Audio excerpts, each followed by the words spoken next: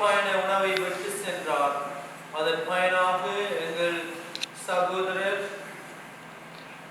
Arumaithurai Marisa கிறிஸ்து அளிக்கும் அதே விண்ணக விருந்துக்கு வந்து சேர கனிவுடன் அருள் புரிகிறார்.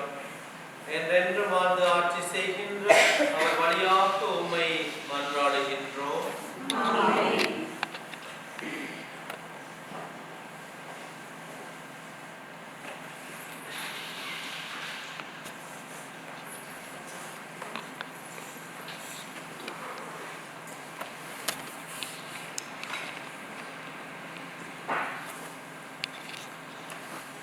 இறுதி சபம் சொல்லப்படும். அதன் முடிவில் பாடல் பாடும் பொழுது அவர்கள் வந்து மாமாவை எடுத்து செல்வார்கள்.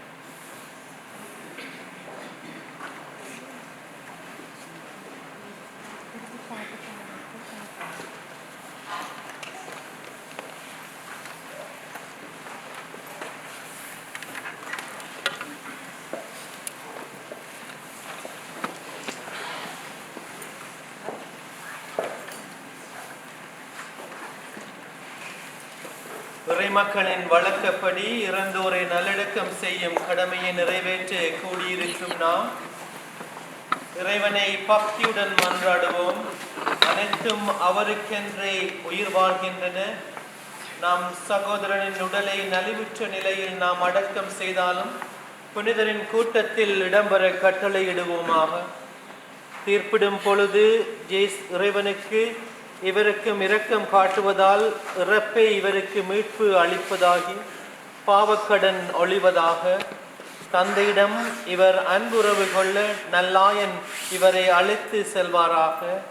இவர் முடிவில்லா மன்னரின் பரிவாரத்தில் முடிவுற்று இன்பமும் புனிதரின் தோழமையும் பெற்று மகிழ்வாராக.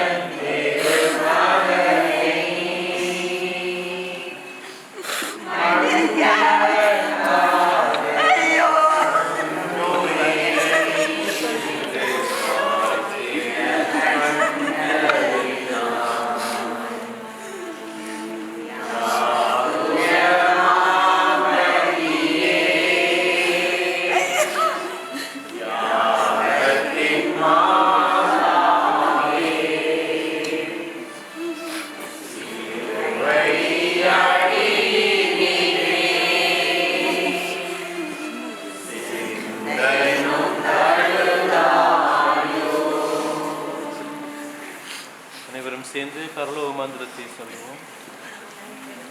விண்ணுலகில் இருக்கிற எங்கள் தந்தையே,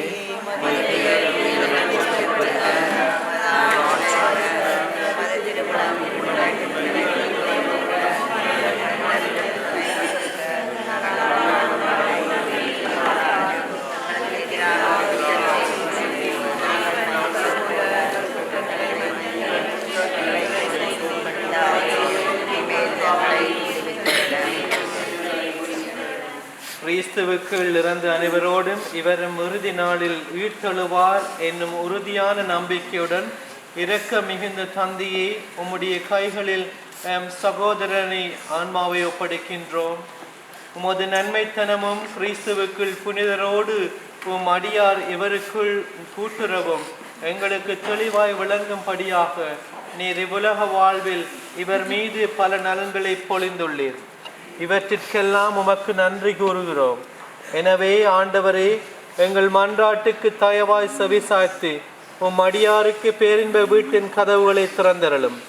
மேலும் இங்கிருக்கும் நாங்கள் அனைவரும் கிறிஸ்துவை சந்தித்து உம்மோடு எம் சகோதரரும் எந்நாளும் ஒன்று சேர்ந்திருக்கும் மட்டும் நம்பிக்கை நிறைந்த சொற்களால் ஒருவரை ஒருவர் தேற்றிக் கொள்ள செய்தருளும். எங்கள் ஆண்டவராகிய கிறிஸ்து வழியாக உம்மை மன்றாடுகின்றோம்.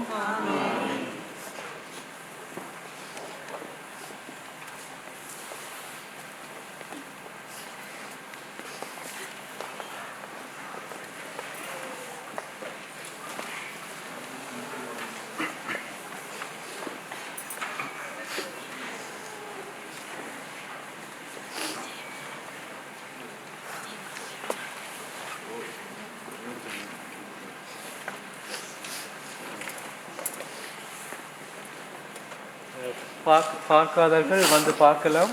இடத்தை விட்டு கொடுத்தீங்கன்னு சொன்னால் அவர்களும் வந்து பார்த்து செல்வார்கள். அதுக்கு பிறகு அவர்கள் வருவார்கள் மாமாவை எடுத்து செல்வதற்காக.